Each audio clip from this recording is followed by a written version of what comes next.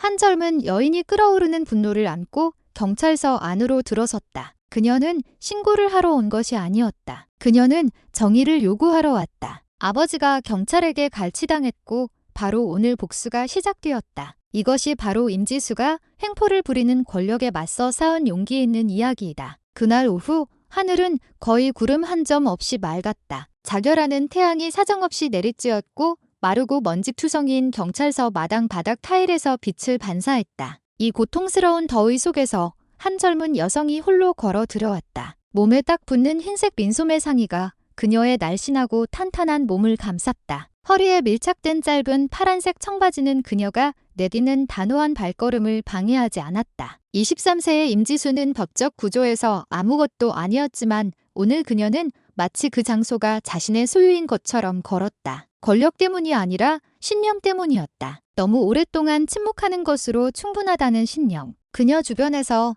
제복을 입은 경찰들은 나무 그늘과 경찰서 테라스 지붕 아래에서 쉬고 있는 것처럼 보였다. 일부는 긴 의자에 앉아 있었고 다른 일부는 기대어 담배를 피우거나 나지막이 웃고 있었다. 그러나 지수의 등장은 그들의 대화를 서서히 중단시켰다. 그녀의 발걸음은 가볍지만 단호하게 울려 퍼졌다. 그 리듬은 그녀가 단순한 용무로 온 것이 아님을 전달했다. 그녀의 시선은 마당 전체를 날카롭고 차갑게 훑었다. 그녀는 한마디도 하지 않았지만 그녀의 몸이 이야기하고 있었다. 그녀가 서 있는 방식, 걷는 방식, 심지어 건물 구석구석을 바라보는 방식까지 모든 것이 명확한 메시지를 보냈다. 나는 여기 있고 나의 적이 누구인지 알고 있다. 경찰 중 누구도 그녀에게 인사하지 않았다. 보통 지수 같은 사람들은 행정 업무나 분실 신고를 위해 오지 않는다. 찌는 듯한 태양과 억눌린 숨결 사이에 긴장의 기운이 감돌았다. 그녀의 아름답고 깨끗한 하얀 피부 뒤로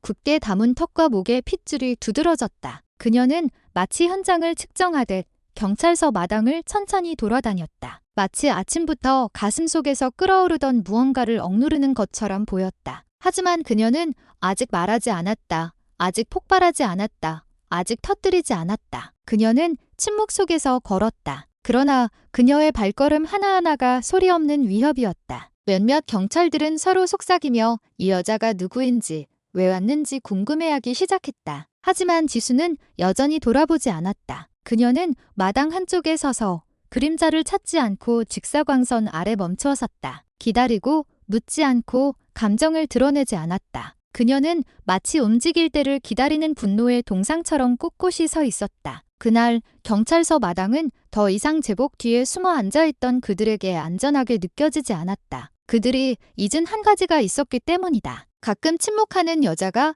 가장 위험하다는 것을. 경찰서 건물 앞에서 분위기는 단호함이나 규율과는 거리가 멀었다. 우거진 나무와 건물 옆을 덮은 테라스 아래 갈색 제복을 입은 몇몇 경찰들이 다리를 쭉 펴고 앉아 있었다. 어떤 이는 플라스틱 커피잔을 들고 있었고 다른 이는 벽에 기대어 느긋하게 담배를 피우고 있었다. 그들의 웃음소리는 마치 일이나 책임 같은 부담이 없는 것처럼 크게 울려 퍼졌다. 법과 질서의 상징이 되어야 할 경찰서는 오히려 쓸데없이 시간이나 때우는 동네 파출소처럼 보였다. 그들 중 일부는 심지어 제복 단추를 몇 개 풀고 찌는 듯한 더위 속에서 불룩한 배가 자유롭게 숨쉬도록 내버려 두었다. 낡은 나무 테이블 위에는 음식 포장지, 담배꽁초로 가득 찬 잿더리, 그리고 그들이 공유하는 짧은 동영상을 보며 웃고 있는 휴대폰들이 어지럽게 흩어져 있었다. 중요한 서류도 전문성을 보여주는 활동도 없었다. 테라스 끝에서 젊은 경찰 2명이 푼돈을 걸고 카드놀이를 하고 있었다. 그들 중 누구도 주변 환경에 대해 경계하거나 신경 쓰는 것처럼 보이지 않았다. 마치 경찰서가 그 기능을 바꿔버린 것처럼 보였다. 더 이상 시민들이 정의를 찾는 장소가 아니라 제복을 입은 사람들이 피로를 풀고 느긋하게 쉬며 아무런 압박 없이 하루를 즐기는 베이스 캠프가 된 것이다. 지수가 건물 쪽으로 다가오기 시작했을 때 그녀의 단호한 발걸음과 그녀를 따르는 차가운 기운이 주의를 끌기 시작했다. 그들 중 몇몇은 잠시 힐끗 쳐다봤지만 그저 상관이나 기자가 아닌지 확인하는 정도였다. 아무도 일어나거나 인사하지 않았다. 심지어 당직 근무자조차 계속 앉아 있었다. 마치 다가오는 젊은 여성이 그들의 느긋한 일상의 작은 방해물일 뿐인 것처럼. 배가 불룩한 경찰 중 한 명은 심지어 피식 웃으며 동료에게 속삭였다. 심술궂은 코멘트였을 수도 있고 깔보는 듯한 시선으로 모욕하는 것일 수도 있었다. 하지만 지수는 반응하지 않았다. 그녀는 계속 걸어갔다. 그 침묵에 조롱에 방해받지 않았다. 왜냐하면 그녀의 마음은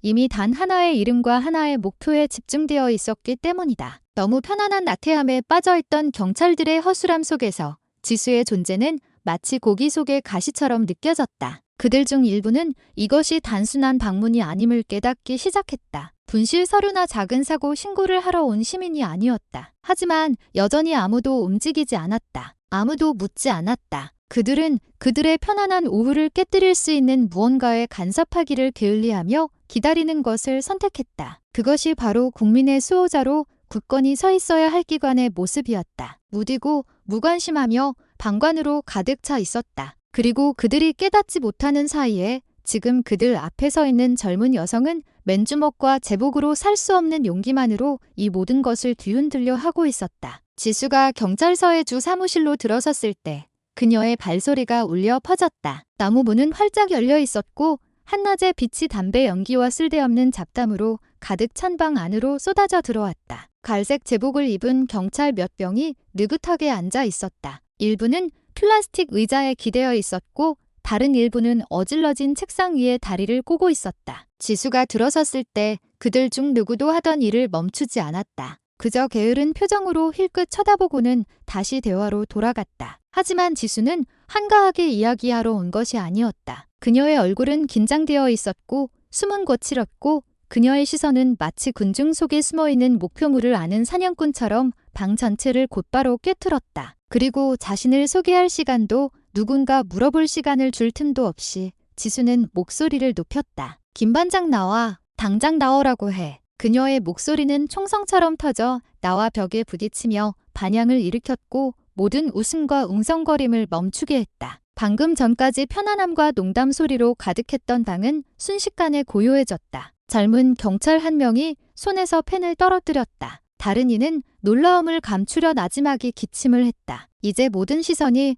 흰색 민소매 상의와 짧은 파란색 청바지를 입은 23세의 젊은 여성에게로 향했다. 그녀는 날씬했고 감정과 더위로 땀을 흘리고 있었지만 그 방에 있는 누구보다 더 단단하게 서 있었다. 아무도 대답하지 않았다. 길고 긴 침묵이 방을 지배했다. 마치 그곳에 있는 모든 사람이 갑자기 목소리를 잃은 것처럼. 몇몇 경찰들은 서로 눈치를 보며 무슨 말을 해야 할지 몰랐다. 그들은 언급된 이름이 누구인지 알고 있었고 그 이름이 그렇게 외쳐졌다면 무언가 매우 잘못되었다는 것을 알고 있었다. 하지만 그들 중 누구도 감히 입을 열지 못했다. 지수의 눈빛은 단순한 분노가 아니었다. 그것은 너무 오랫동안 상처를 받아왔고 빈손으로 돌아갈 의도가 없는 사람의 눈빛이었다. 그 긴장감 속에서 경찰들은 이것이 사소한 문제가 아님을 깨달았다. 이것은 더 크고 아마도 그들의 기관에게 더 굴욕적인 무언가의 시작이었다. 지수는 방 한가운데 서서 가슴이 오르락내리락 했지만 몸은 조금도 움직이지 않았다. 그녀는 보통 김 반장이 앉던 책상을 날카롭게 응시했지만 지금은 비어 있었다. 그녀는 김 반장이 뒷방에서 자고 있는지 아니면 못 들은 척하고 있는지 몰랐다. 하지만 그녀는 한 가지를 알고 있었다. 자신의 존재가 느껴졌고 이름이 불렸다는 것이다. 김 반장이 남자라면 그는 나올 것이고 그렇지 않다면 지수 자신이 그를 끌어낼 것이다. 평소 사람들을 위축시키던 경찰서가 지수에게는 그저 텅 빈 공간일 뿐이었다. 왜냐하면 그녀 앞에 앉아있는 공무원들은 법 집행관이 아니라 제복 뒤에 숨은 겁쟁이들이었기 때문이다. 무거운 발소리가 방 뒤쪽 복도에서 들려왔다. 갈색 제복을 입은 한 남자가 문 뒤에서 나타났다. 그의 몸은 육중했고 허리띠 너머로 배가 터질 듯했다. 얼굴은 둥글고 자주 햇볕에 노출되어 피부가 거뭇했고 눈빛은 게으르지만 냉소적이었다. 그가 바로 김 반장이었다. 38세의 경찰로 노점상들 사이에서 제복을 입은 갈치범으로 알려진 인물이었다. 그는 아무 일도 없었던 것처럼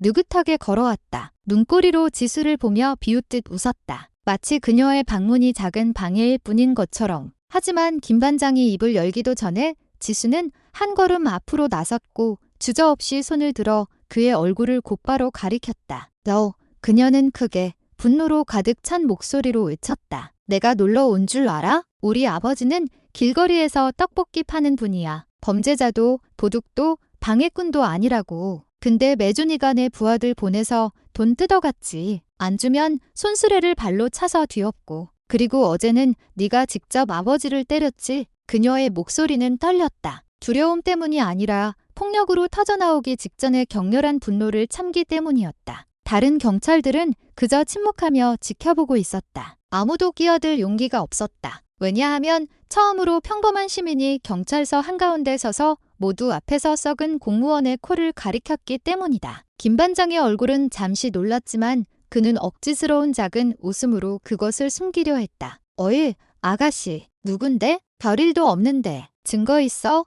그는 거들먹거리는 태도로 지수를 얕잡아 보려 했지만 그의 목소리는 이미 위험을 잃고 있었다. 지수는 조금도 위축되지 않았다. 증거? 내 눈을 봐. 김 반장, 난 법적 절차 따지러 온 거 아니야. 내가 직접 봤으니까. 내가 아버지 얼굴에서 피를 닦아냈고 내 놈들이 짓밟은 수레를 밀어들였어. 우리 삶을 망가뜨린 게 누군지 아는데 보고서 따윈 필요 없어. 그녀의 목소리는 이제 크고 날카로웠다. 그녀의 입에서 나오는 모든 단어는 무감각한 법체계에 대한 일격이었다. 지수는 김 반장을 똑바로 쳐다봤다. 두려움은 없었다. 단지 너무 오랫동안 방치된 상처에서 자라난 분노만이 있었다. 네가 남자라면 지금 나랑 맞서. 그 제복 뒤에 숨어있지 말고. 그녀는 그의 숨막히는 제복 가슴을 가리키며 말했다. 김 반장은 침묵했다. 사무실은 조용했다. 다른 경찰들은 어찌할 바를 몰랐다. 이것은 평범한 사건이 아니었다. 이것은 지칠 대로 지친 국민과 너무 오랫동안 무적이라고 느낀 공무원 사이의 충돌이었다. 그리고 그날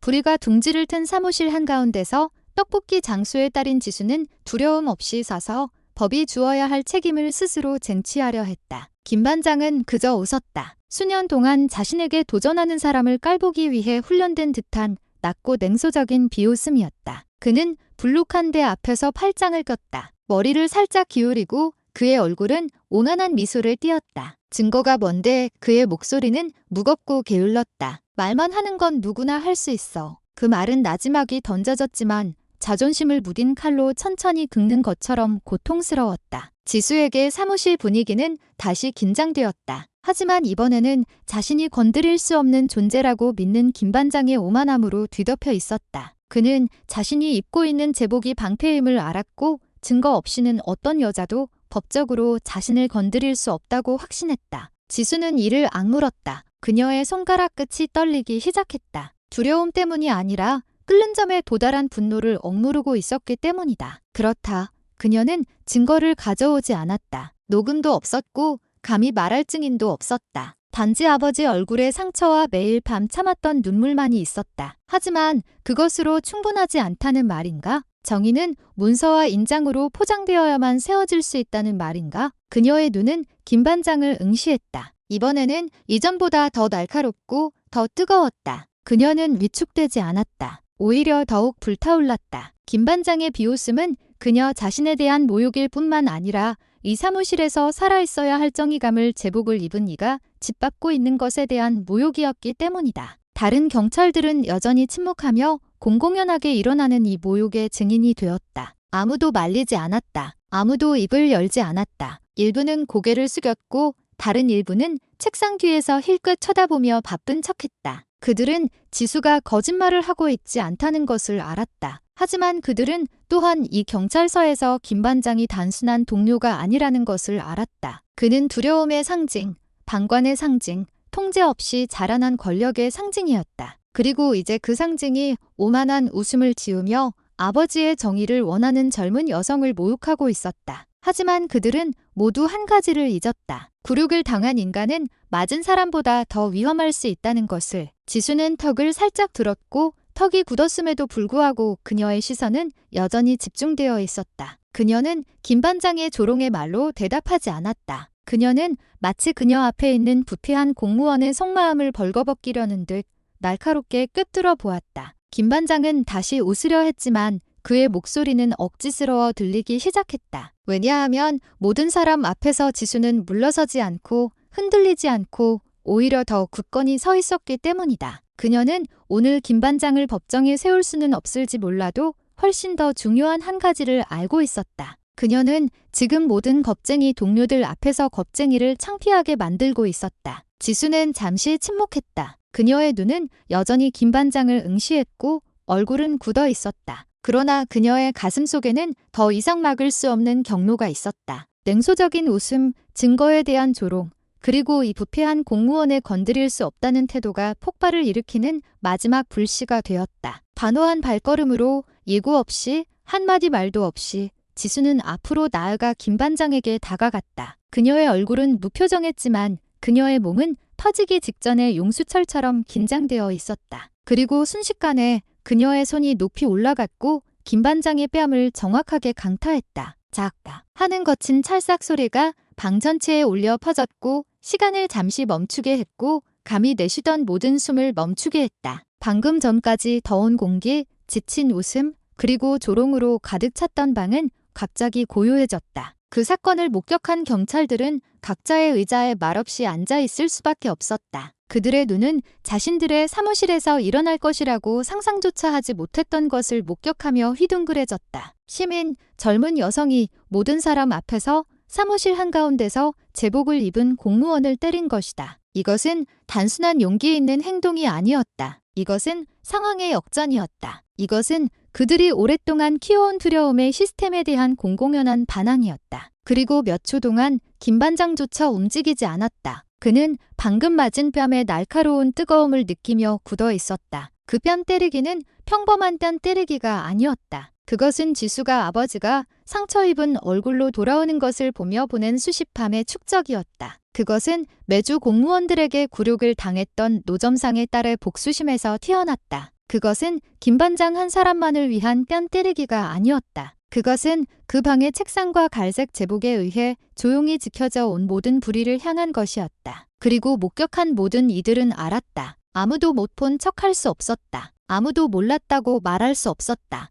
왜냐하면 오늘날 증거는 더 이상 종이 형태가 아니었기 때문이다. 그 증거는 이제 공기를 갈랐던 뺨 때리는 소리의 형태였고 모든 공무원의 침묵은 악의 저항을 받았음을 입증하는 말 없는 증인이 되었다. 김 반장은 여전히 그 자리에 서 있었다. 그의 뺨은 벌겋게 달아올랐다. 그의 눈은 서서히 커졌다. 고통 때문이 아니라 굴욕감 때문이었다. 사람들을 통제하고 노점상들을 압박하고 웃음으로 법을 농락하던 그가 용기 외에는 아무것도 가져오지 않은 젊은 여성에게 창피를 당한 것이다. 그의 숨이 가빠졌고 손이 주먹을 쥐었다. 하지만 그가 행동하기도 전에 방 안의 모든 사람들은 한계가 넘어섰음을 알았다. 지수는 이미 뱀굴 한가운데 불을 던졌고 이제 잘못 움직이는 누구든지 함께 타버릴 것이다. 김 반장의 얼굴은 이제 뺨을 맞아서가 아니라 그의 자존심을 태우는 수치심 때문에 붉게 달아올랐다. 그는 잠시 얼어붙었고 그의 숨은 불규칙해지기 시작했다. 모든 부하 앞에서 자신의 사무실에서 그는 한 여성에게 철저하게 굴욕을 당했다. 그것은 단순한 뺨 때리기가 아니었다. 그것은 그의 권력, 그가 제복을 통해 보여주었던 명예의 환상에 대한 뺨 때리기였다. 그리고 눈을 멀게 하는 분노의 폭발 속에서 예고 없이 김 반장은 오른손을 전력을 다해 휘둘렀다. 강한 주먹이 지수의 왼쪽 뺨, 눈뼈 바로 아래를 강타했다. 살과 뼈가 부딪히는 소리가 방을 가득 채웠고 지수의 몸은 곧바로 바닥으로 내던져졌다. 그녀의 머리가 세게 부딪혔고 입술 모서리에서 신선한 피가 흘러나와 타일 바닥에 떨어졌다. 방 안의 경찰들은 충격에 빠졌다. 일부는 반사적으로 일어섰지만 여전히 아무도 막기 위해 움직이지 않았다. 그들은 두려움과 죄책감 사이에서 말없이 굳어 있었다. 김 반장은 개의치 않았다. 그의 얼굴은 붉게 물들었고 눈은 야생적이었다. 그는 더 이상 경찰로 생각하지 않았다. 그는 굴욕을 당한 후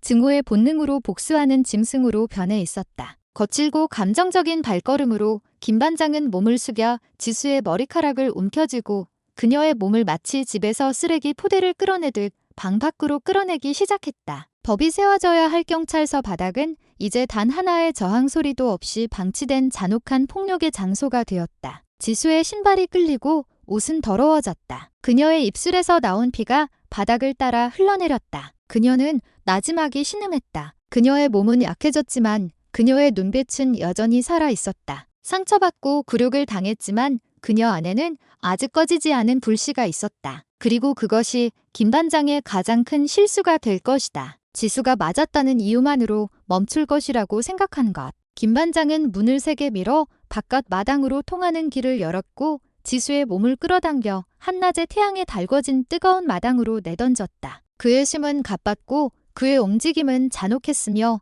그의 입은 무질서하게 으르렁거렸다. 그는 더 이상 법 집행관이 아니었다. 그는 이제 자신의 권력이 여전히 절대적임을 증명하고 싶어하는 애고가 상처 입은 한 남자일 뿐이었다. 그의 뒤로 사무실 문은 활짝 열려 있었고 문턱에서 경찰들은 말없이 서서 모든 것을 지켜보았다. 아무도 멈추지 않았고 아무도 감히 반항하지 않았다. 왜냐하면 그들의 세상에서 제복은 항상 진실보다 더 중요했기 때문이다. 그리고 그날 한 젊은 여성 희생자가 짓밟히고 있었다. 하지만 그녀는 곧 일어설 것이다. 지수의 몸은 뜨겁게 달아오른 경찰서 마당 바닥에 누워 있었고 먼지가 피와 섞여 그녀의 얼굴과 팔꿈치에 들러붙었다. 그녀가 일어설 기회를 주지 않고 김반장은 약해진 몸을 무릎으로 짓누르고 두 손으로 지수의 목을 전력으로 졸랐다. 그의 목에 핏줄은 긴장되었고 그의 눈은 튀어나왔고 그의 얼굴은 맹목적인 분노로 붉어졌다. 그의 두꺼운 손은 지수의 목을 마치 그 자리에서 으깨버릴 듯이 움켜쥐었다. 지수의 숨은 가빠졌고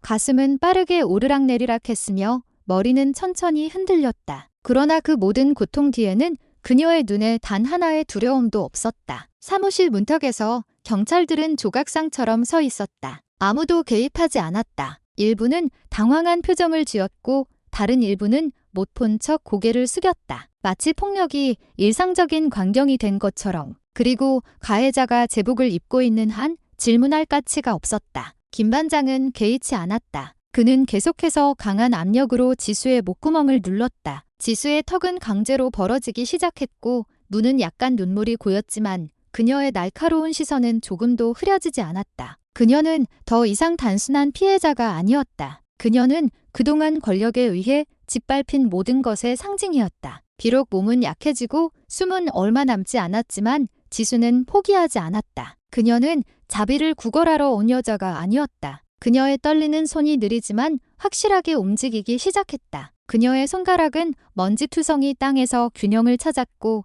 산소가 줄어들고 있음에도 불구하고 그녀의 뇌는 빠르게 작동했다. 그녀의 마음속으로 그녀는 맹세했다. 오늘 모든 것이 끝나야 한다면 그녀는 마지막 순간까지 싸울 것이다. 왜냐하면 목이 졸린 것은 그녀뿐만이 아니라 오랫동안 말할 수 없었던 작은 사람들의 목소리였기 때문이다. 그리고 만약 그녀가 지금 포기한다면 이 모든 것은 영원히 침묵하게 될 것이다. 그녀의 목이 거의 힘을 잃었을 때 지수의 손은 팔꿈치 근처의 작은 돌에 닿는 데 성공했다. 마지막 힘을 모아 그녀는 오른손을 휘둘러 김반장의 머리 옆을 강타했고 그 거대한 몸은 비틀거렸다. 질식시키는 손길이 즉시 풀렸고 지수는 크게 기침했다. 그녀가 잡을 수 있는 만큼의 공기를 들이마셨다. 하지만 그녀의 눈빛은 더 이상 단순한 분노가 아니었다. 이제 위협으로 변했다. 두려움으로 가득 찬 경찰서 마당의 침묵 속에서 이제 더 이상 침묵시킬 수 없는 한 목소리가 나타났다. 거의 죽을 뻔했음에도 불구하고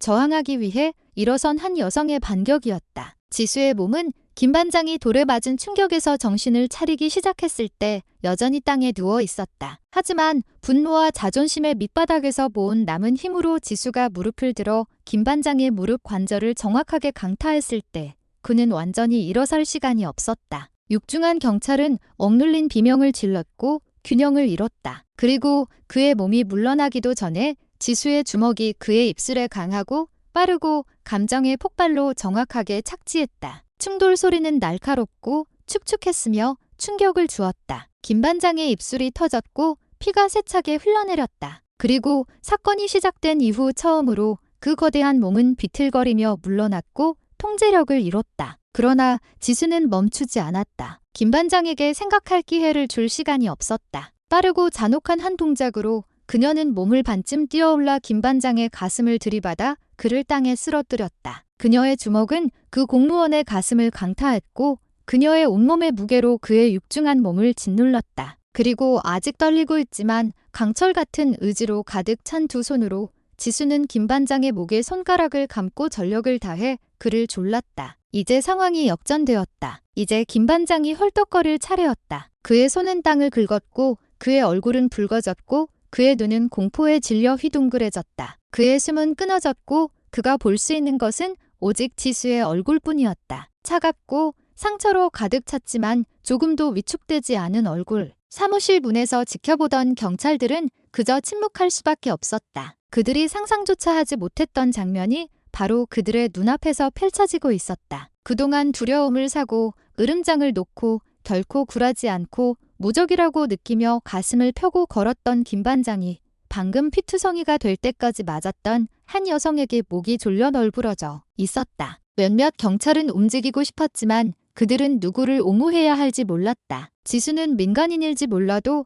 그들 앞에서 그녀는 정의를 위해 홀로 서 있는 유일한 사람이었다. 그리고 그들의 침묵은 이제 현재 일어나고 있는 일이 너무 오랫동안 방치된 횡포의 결과임을 인정하는 형태였다. 지수의 손이 여전히 김반장의 목을 움켜쥐고 있는 동안 그녀 자신의 입술에서는 피가 계속 떨어지고 있었다. 하지만 그녀의 얼굴은 피로함을 보여주지 않았다. 맹목적인 복수심도 아니었다. 그 얼굴은 이제 너무 오랫동안 묻혀있던 모든 고통의 거울이 되었고 이제 막을 수 없이 폭발하고 있었다. 김반장은 몸부림쳤고 그의 목소리는 끊겼다. 그의 눈은 애원했지만 지수는 즉시 놓지 않았다. 그녀는 그 사람이 자비 없이 대우받는 것이 어떤 기분인지 알기를 원했다. 그녀는 김반장이 이것을 저만점으로 기억하기를 원했다. 짓밟힌 국민이 너무 오래 강요당하면 신고가 아니라 저항으로 일어설 것이라는 것을. 지수의 손은 여전히 김반장의 목을 잡고 있었다. 그녀의 숨은 가빴고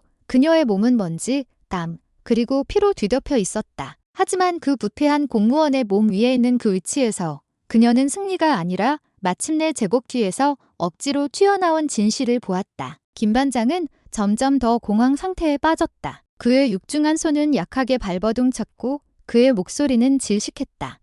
그만, 내가 잘못했어. 그는 질식하는 어조로 말했다. 그의 눈은 붉어졌고 얼굴은 산소 부족으로 거의 보라색이었다. 미안해. 다시는 안 그럴게. 내 아버지 건드리지 않을게. 맹세해. 그 목소리는 숨이 막히는 가운데 터져나왔다. 그리고 바로 그 순간 모든 사람들은 김반장이 졌다는 것을 알았다. 지수는 천천히 목 조르는 것을 풀었다. 그녀는 꿋꿋이 일어섰고 두 걸음 뒤로 물러섰지만 그녀의 시선은 이제 무력하게 마당 바닥에 누워있는 김반장의 얼굴을 여전히 고정하고 있었다. 육중한 경찰은 크게 기침했고 움찔하며 여전히 빨간 목을 잡고 숨을 고르려 했다. 하지만 지수는 그의 나약함에 관심이 없었다. 그녀는 적이 끙끙 앓는 것을 보러 온 것이 아니었다. 그녀는 한 가지를 확인하기 위해 왔다. 더 이상 공무원의 탐욕 때문에 아버지의 땀과 피가 흐르지 않을 것이라는 것을. 그리고 칼날처럼 낮지만 날카로운 목소리로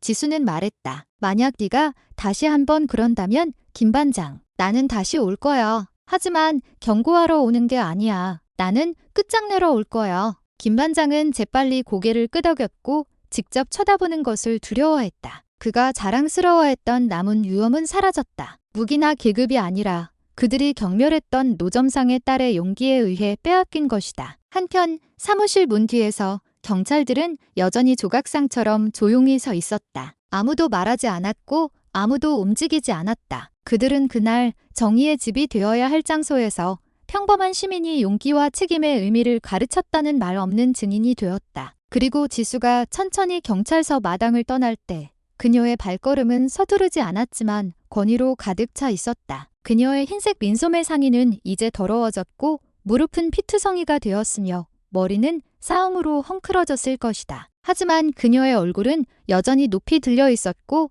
그녀를 바라보는 모든 경찰들은 그들이 방치했던 시스템의 완벽한 패배를 방금 목격했음을 알았다. 지수는 뒤돌아보지 않고 마당을 가로질러 걸어갔다. 두려움도 후회도 없었다. 그녀는 서류나 녹음 파일을 가져오지 않았다. 그녀는 변호사나 활동가로 오지 않았다. 그녀는 단지 함부로 대우받은 아버지의 딸로 왔을 뿐이다. 그리고 그날 그녀는 고개를 숙이지 않고 집으로 돌아갔다.